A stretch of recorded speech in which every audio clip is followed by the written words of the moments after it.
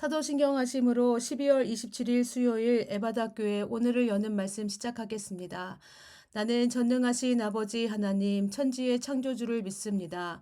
나는 그의 유일하신 아들 우리 주 예수 그리스도를 믿습니다.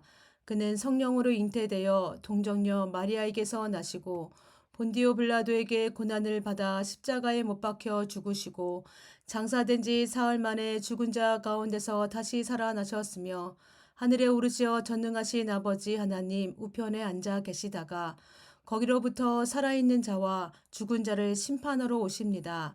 나는 성령을 믿으며 거룩한 공교회와 성도의 교제와 죄를 용서받는 것과 몸의 부활과 영생을 믿습니다. 아멘. 오늘 우리에게 주신 하나님의 말씀은 누가복음 4장 1절에서 4절까지 말씀입니다. 예수께서 성령의 충만함을 입어 요단강에서 돌아오사 광야에서 40일 동안 성령에게 이끌리시며 마귀에게 시험을 받으시더라. 이 모든 날에 아무것도 잡수시지 아니하시니 날수가 다함에 줄이신지라. 마귀가 이르되 내가 만일 하나님의 아들이거든 이 돌들에게 명하여 또 떡이 되게 하라. 예수께서 대답하시되 기록된 바 사람이 떡으로만 살 것이 아니라 하였느니라. 아멘. 네, 오늘 본문은 예수님이 공생애를 시작하시기 전에 먼저 세례 요한에게 세례를 받으신 후에 이제 공생애를 시작하면서 사탄에게 마귀에게 시험받는 받으심으로 공생애를 시작하는 것을 우리가 볼 수 있습니다. 우리는 예수님의 모습을 보면서 이런 생각을 할 수 있습니다. 아니, 왜 예수님의 공생의 시작이 사탄에게 시험을 받으면서 시작하셨을까라는 질문입니다. 그것도 성령님이 적극적으로 개입하셔서 예수님이 사탄에게 시험을 받도록 하신다는 것입니다. 우리 1절과 2절 말씀 한번 읽어볼까요? 예수께서 성령의 충만함을 입어 요단강에서 돌아오사 광야에서 40일 동안 성령에게 이끌리시며 마귀에게 시험을 받으시더라. 이 모든 날에 아무것도 잡수시지 아니하시니 날수가 다함에 줄이신지라. 네, 우리가 신앙생활하면서 기도하는 것 중에 하나가 시험에 들지 않게 해달라는 것입니다. 예수님도 우리에게 기도를 가르쳐 주실 때 우리를 시험에 들게 하지 마옵소서라고 기도를 가르쳐 주었습니다. 그런데 오늘 본문은 우리 죄악을 대신해서 대속하시기 위해 오신 예수님이 사탄에게 시험을 받으십니다. 그것도 성령님에게 이끌려 성령님이 예수님이 시험을 받도록 광야로 내모십니다. 예수님은 그렇게 성령님이 몰아내심으로 광야에서 40일을 금식하시고 사단에게 시험을 받습니다. 그럼 예수님이 이 공생애를 시작하면서 사단의 시험을 가장 먼저 받으신 이유가 무엇일까요? 그것은 바로 첫 번째 사람이었던 아담이 에덴 동산에서 사탄의 시험에 실패했기 때문입니다. 아담과 하와가 에덴 동산에서 뱀의 유혹을 받습니다. 어떤 유혹입니까? 하나님께서 선악과는 절대 따먹지 말라. 그것을 먹는 날에는 정령 죽으리라고 하는 명령이 있었습니다. 그런데 뱀이 나타나서 어떻게 합니까? 아담과 하와를 유혹합니다. 선악과를 따먹는다고 해서 죽지 않는다. 너희가 그것을 먹는 날에는 눈이 밝아져서 하나님같이 되어서 선악을 알 수 있다. 라고 유혹을 합니다. 사탄은 하나님의 형상과 모양으로 창조된 아담과 하와가 선악을 알게 하는 나무를 먹으면 하나님처럼 될 수 있다라고 유혹합니다. 그 열매를 먹으면 피조물의 자리에서 창조주의 자리로 갈 수 있다고 하는 유혹인 것입니다. 그래서 어떻게 합니까? 결국은 아담이 그 선악과를 먹음으로 우리 인류 안에 죄가 들어오게 되고 하나님께서 말씀하신 대로 인간은 죽어야 하는 존재가 되었습니다. 아담이 모든 인류의 대표자로서 그의 범죄는 원죄가 되었고요. 이제 모든 인류의 죄로 이어지고 그 죄로 인류는 어떻게 된 거예요? 반드시 죽어야 하는 존재가 되었습니다. 로마서 5장 12절에 보니까 이런 말씀이 있습니다. 그러므로 한 사람으로 말미암아 죄가 세상에 들어오고 죄로 말미암아 사망이 들어왔나니 이와 같이 모든 사람이 죄를 지었으므로 사망이 모든 사람에게 이르렀느니라. 이와 같이 이렇게 아담이 인류의 대표로서 첫 번째 아담은 반드시 죽어야 하는 죄인의 대표성을 가지고 있다는 것입니다. 고린도전서 15장 22절에서는 아담 안에서 모든 사람이 죽은 것 같이 그리스도 안에서 모든 사람이 삶을 얻으리라고 말합니다. 첫 번째 아담이 죄인의 대표성이라면 예수님은 구원받을 의인의 대표성을 가지고 있다는 것입니다. 고린도전서 15장 45절에는 이렇게 기록되어 있습니다. 기록된 바 첫사람 아담은 생명이 되었다 함과 같이 마지막 아담은 살려주는 영이 되었나니, 한마디로 아담은 죄인의 대표이고 죄인의 시작점이라는 것입니다. 그렇다면 예수님은 누구라는 것입니까? 의인의 대표이며 의인의 시작점이 되신다는 겁니다. 예수님으로 말미암아 이제 인류 안에는 새로운 역사가 시작되었습니다. 그래서 어떻게 해요? 누구든지 예수 그리스도 안에 있으면 새로운 피조물이라고 바울 선지자는 이야기하고 있는 것입니다.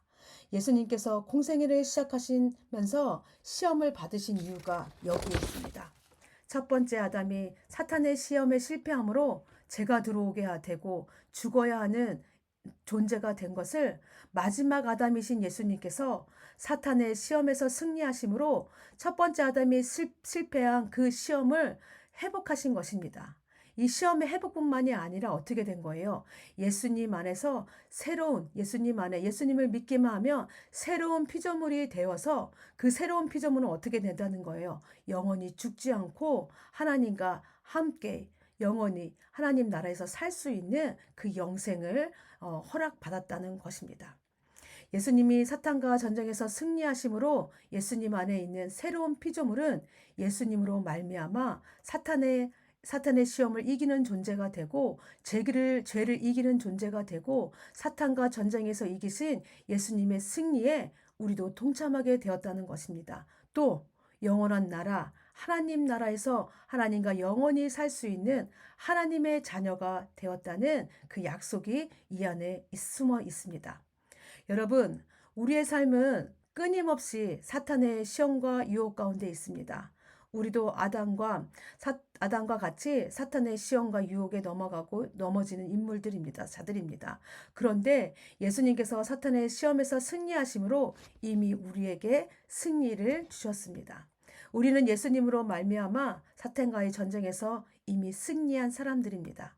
그래서 우리가 이 전투 앞에서 무서워하고 주저앉아 있는 것이 아니라 이미 승리하신 예수님을 의지하며 살아갈 때 그 승리가 바로 우리의 것이 된다는 것입니다. 그뿐만이 아니죠. 우리가 죽을 수밖에 없는 우리지만 무엇을 우리 안에 허락해 주셨습니까? 예수님으로 인해서 영생, 하나님과 함께 살아가는 그 영생을 우리가 받았다는 것입니다. 우리가 그래서 죽음을 이기신 예수님을 의지하면서 영원한 나라, 하나님 나라를 소망하며 살아가는 여러분들 다 되시기를 바랍니다. 이제 사탄이 첫 번째 시험의 내용은 이렇습니다. 3절 4절 말씀을 함께 읽겠습니다. 마귀가 이르되 내가 만일 하나님의 아들이어든 이 돌들에게 명하여 떡이 되게 하라. 예수께서 대답하시되 기록된 바 사람이 떡으로만 살 것이 아니라 하였느니라. 사탄은 40일 동안 굶주린 예수님을 향해서 이 돌들을 떡이 되게 하라고 합니다. 사탄은 예수님을 향해 이렇게 얘기하는 거예요. 너 하나님의 아들 아니냐? 내가 이렇게 굶주리고 있다는 것이 말이 되느냐? 하나님의 돌보심을 기다릴 필요 없다. 이 돌들을 변해서 떡으로 만들 수 있지 않느냐? 너 그렇게 해라. 너도 하나님의 아들, 신이지 않느냐? 라고 이야기하는 것입니다. 인간적인 관점에서 생각하면 예수님은요, 지금 40일을 광야에서 굶주리셨습니다. 여러분, 금식해 본 적 있으시죠? 우리 하루 몇 끼만 굶어도요, 정신을 차릴 수 없습니다. 그저 우리 눈에 보이는 것이 음식뿐이고 내 생각을 지배하는 것이 음색뿐입니다. 예수님도요, 육체를 가지신 분이기 때문에 이 굶주린 앞에 그 음식을 보면서 그것을 먹고 싶고 만들고 싶고 돌덩이가 떡으로 만들고 싶은 것이 예수님의 마음이었을 것입니다. 네. 그런데 어떻게 해요? 예수님은 그렇게 하지 않았다는 것입니다. 어떻게 해요? 사탄은 예수님이 돌을 명해서 떡을 만들 수 있는 능력을 갖고 있는 것을 알았습니다. 예수님은요, 하나님이 그렇게 하지 않으셔도 예수님 스스로 그 필요를 채울 수 있으셨습니다. 그럼에도 어떻게 하시냐면 단호하게 사탄의 유혹을 거절합니다. 그렇게 할 수 없어서가 아니라 그것을 원하지 않으셨기 때문입니다. 왜 그러셨을까요? 예수님은 그 이유를 신명기 말씀을 인용하시면서 말씀합니다. 사람이 떡으로 사는 것이 아니라 하나님의 말씀으로 산다고 하는 말씀이죠. 이 말씀은요, 신명기 8장 3절의 말씀을 인용한 것입니다. 신명기 8장 3절의 말씀은 이렇습니다. 너를 낮추시며 너를 줄이게 하시며 또 너도 알지 못하며 내 조상들도 알지 못하던 만나를 내게 먹이신 것은 사람이 떡으로만 사는 것이 아니요 여호와의 입에서 나오는 모든 말씀으로 사는 줄을 내가 알게 하려 하심이니라. 신명기 8장에서 모세는 이스라엘 백성이 40년 광야 생활을 할 때에 하나님께서 그들의 필요를 어떻게 공급하셨는지 말합니다. 하나님께서 그들에게 먹을 것과 입을 것을 공급하셨고 그들이 걸어 다닐 때 의복이 해지지 않았고 발이 부르트지 않았습니다. 하나님께서는 그들의 필요를 공급해 주시고 보호해 주셨습니다. 하나님의 신실하심을 입증하신 것입니다. 모세는 하나님이 광야라는 곳에서 그렇게 하셨는데 약속의 땅에서 너희를 버리시겠느냐라고 말합니다. 그렇지 않다는 것이죠. 여전히 하나님은 신실하시다. 그러니 하나님을 믿고 순종하여라 라고 말합니다. 이스라엘 백성들이 40년 동안 광야에 있으면서 배워야 할 것이 이것이었습니다. 먹고 사는 것이 사람에게 최우선이 아니라는 것이죠. 그들에게 있어서 가장 부족했던 것은 뭐냐면 먹을 것이 아니라 하나님 말씀에 대한 믿음과 순종이었습니다. 출애굽했던 세대는 광야에서 멸망했습니다. 광야에서 다 죽었습니다. 그들이 먹을 것이 없어서 광야에서 죽었던 것이 아니라 그들이 멸망했던 이유는 뭐냐면 하나님을 믿지 않고 순종하지 않았기 때문입니다. 가장 우선시 되어야 할 것은 먹는 것이 아니라 그 먹는 것조차도 주관하시는 하나님이십니다. 그 하나님을 믿고 순종하는 것이 먼저였습니다. 예수님께서 원하신 것이 바로 이것인 것입니다. 하나님을 우리 삶의 최우선순위에 두고 하나님의 뜻을 이루어가며 하나님의 하심으로 이 땅에 살기를 원하셨습니다. 예수님이 처하셨던 인간으로서 어려운 상황, 그보다 더 중요한 것은 사람의 생명이 음식이 아닌 하나님의 말씀으로 생명을 유지한다는 것입니다. 하나님은 사람의 생명의 근원 되시고 우리가 하나님께 경배하고 순종한다면 하나님은 우리에게 필요한 모든 것을 채우시고 베풀어 주시는 분이십니다. 그래서 지금 우리에게도 가장 중요한 것이 무엇이냐면 무엇을 먹을까, 무엇을 입을까, 어디에 살까가 아니라 하나님을 내 삶의 최우선순위에 두고 살아가는 것입니다. 하나님이 내 삶의 주인입니다. 라고 고백하며 살아가는 것입니다. 우리에게 필요한 것이 세상의 가치를 따라 우리의 먹고 사는 문제가 아니라 하나님의 말씀에 따라 순종하며 살아가는 우리들의 모습이어야 합니다. 물론 여러분, 우리가 일하고 직장을 통해 비즈니스를 통해서 우리의 양식을 공급받습니다. 그러나 이 모든 것을 허락하신 분이 누구십니까? 하나님이십니다. 하나님이 허락하시지 않고 하나님이 그 경영하시는 길에 함께 하시지 않는다면 우리도 아무것도 할 수가 없다는 것입니다. 여러분, 우리도 그래서 하나님만 의지하고 그 말씀에 순종하며 나아가는 여러분들이 다 되기를 원합니다. 네. 그래서 신실하신 하나님은 우리를 책임져 주심을 우리가 믿고 고백하며 우리의 삶으로 나타내는 여러분들 다 되기 바랍니다. 그래서 오늘 하루도 우리 삶의 모든 부분에서 하나님의 보호하심과 인정하심을 인정하고 하나님만을 나의 삶으로 주인으로 모시고 살아가는 오늘 하루 다 되시는 여러분들 되시기를 바랍니다. 예, 오늘 함께 기도하겠습니다. 우리 먼저 말씀을 듣고 기도하실 때는 하나님, 사탄과의 전쟁, 마귀와의 전쟁이 우리 삶에 계속해서 있는데 이 전쟁에서 이미 승리하신 예수님을 의지하여 우리 앞에 놓인 모든 시험들을 승리하는 우리가 되게 하여 주시옵소서라고 기도해 주시기 바랍니다. 또 하나님은 내 삶의 최우선 순위에 두고 하나님의 공급하심을 따라 살아가는 우리가 되게 하여 주시옵소서라고 기도하겠습니다. 가정을 위해 기도하실 때는 날마다 하나님께서 우리 가정에 필요한 것을 공급하시고 채우시는 은혜를 경험하게 하여 주시옵소서라고 기도해 주시기 바랍니다. 교회를 위해 기도하실 때는요, 혼란한 세상 가운데 하나님의 참된 질들을 잘 분별하게 하시고 영적 중심을 잃지 않고 믿음의 길을 달려가는 우리 교회 되게 하여 주시옵소서라고 기도하겠습니다. 나라와 민족을 위해 기도할 때는요, 이번에 성탄절에 도봉구 아파트에 화재가 났습니다. 그 화재로 인해 인명피해와 또 많은 재산 피해가 있는데 또 그 화재로 인해서 또 가족을 잃은 사람들이 있습니다.